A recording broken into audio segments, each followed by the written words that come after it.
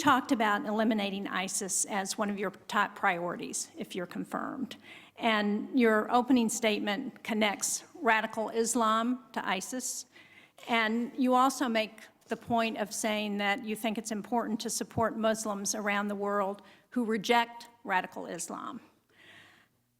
During the last Congress, this committee heard about the importance of working with the Muslim community in the United States to combat ISIS and the domestic terrorists that have been produced as the result of ISIS ideology.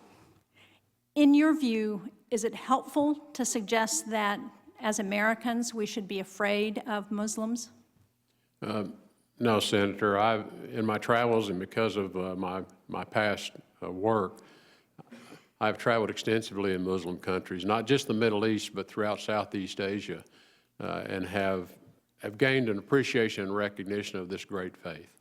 And that's why I made a distinction that we should support those Muslim voices that reject this same radical Islam that we reject.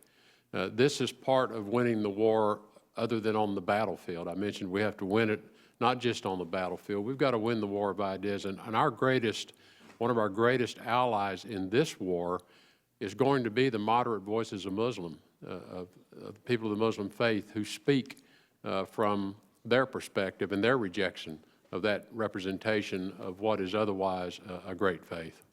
And so do you support restricting travel or immigration to the United States by Muslims?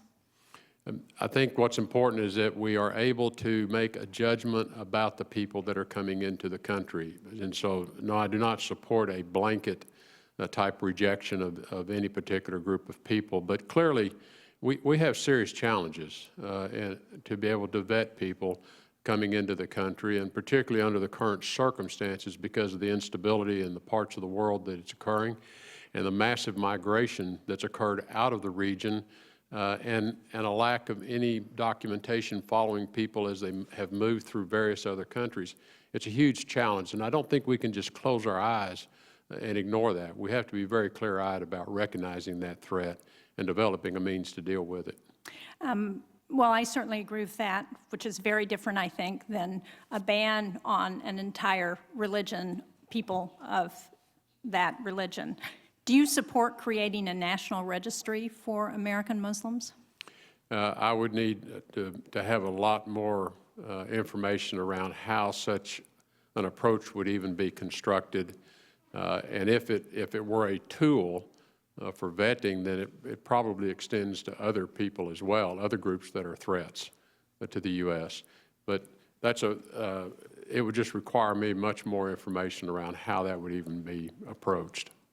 And one of the things you and I discussed when we met was the special immigrant visa program that we have maintained for Afghans who have helped our men and women in the military on the ground. And will you support continuing that program to ensure that those people who have been properly vetted, who helped our men and women, are able to come to this country when their lives are threatened in Afghanistan?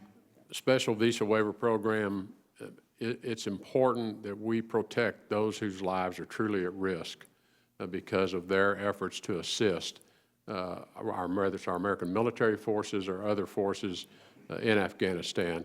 I think it is also important to make the distinction, otherwise we undermine this program and risk losing it, and not expand it to allow other people to come through the program that are not truly at risk.